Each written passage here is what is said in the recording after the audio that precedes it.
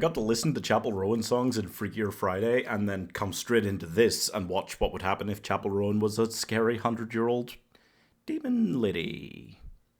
H-O-T-T-O-G, no.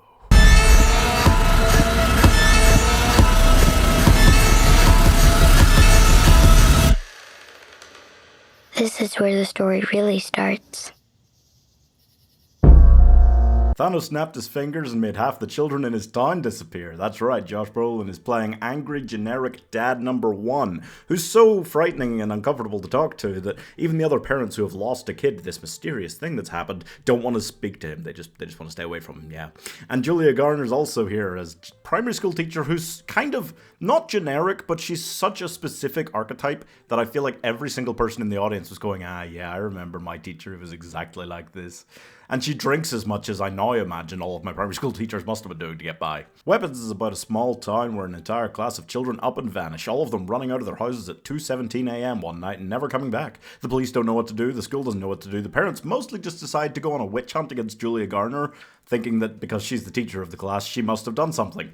As if any primary school teacher has ever been able to control an entire class of children that well. Doesn't matter. And director Zach Cregger is going to tell us what's going on very slowly by going through different POVs. And that is normally an irritation to me, but it's fine the way he does it. It didn't irritate me much, and it very much was used in a good way to kind of just parcel out the information slowly over time. Which is another thing I could find it, annoying at times, but more on, TV.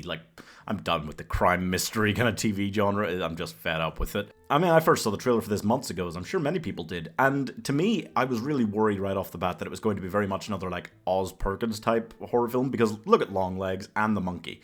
Two of the best marketed horror films in years, honestly, of the decade, arguably, the two of them.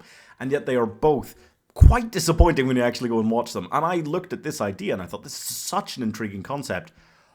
How are they going to land it? How are they possibly going to land it? And I think the first thing you need to know, from my perspective at least, is that they landed it.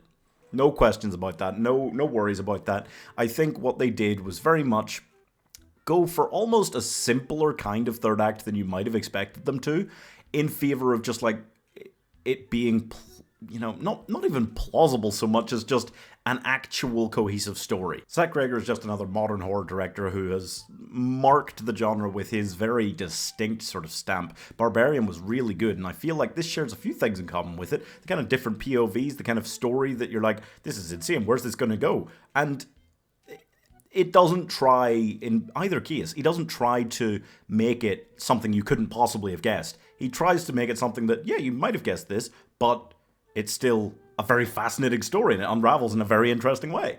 And that's all I need. I'm very happy with that. In both cases, I've come out of it feeling like, damn, that was wow. Because this has some great scares, some real wow. It's really good at that in the first act. It kind of slowly changes a little bit over the course of the second act. And then the third act, there's quite an information dump in there, I feel like. It's not maybe quite as scary, but then it builds to a finale that does have frights in it. But the more surprising thing is it's so funny.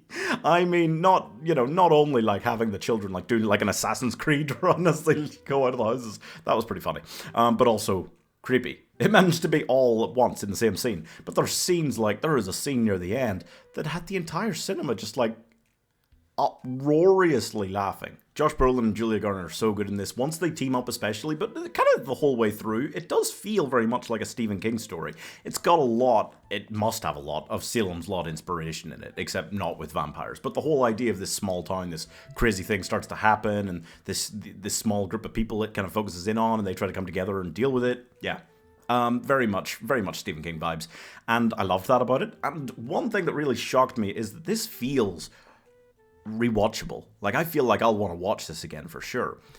And a lot of these kind of elevated horror films, modern day and stuff, I feel like, oh yeah, that was very good, but I don't need to watch it again. Or I just don't like them at all. This and Barbarian, I feel like there's something almost a perfect crossing of kind of a cozy film that you would want to rewatch again. A rewatchable favorite. And something that is epic and excellent and smart and all of that. Because it never does. Even when it does a kind of information dump in the third act, it never talks down to its audience. And I love that about it. There's so many things about this that are just great. I could just keep talking about it forever. But I'm giving specifically the AK-47 type thing looking like a Death Eater mark above the house in that one scene. 4 stars. So many modern horror directors like this who've like banged out a couple films in a few years and you've been like, whoa, this is an incredible director. Most of those directors, you know, like Ari Aster, Jordan Peele, who've been doing it, have then gone on to let me down a little bit after their first couple films, but we'll see.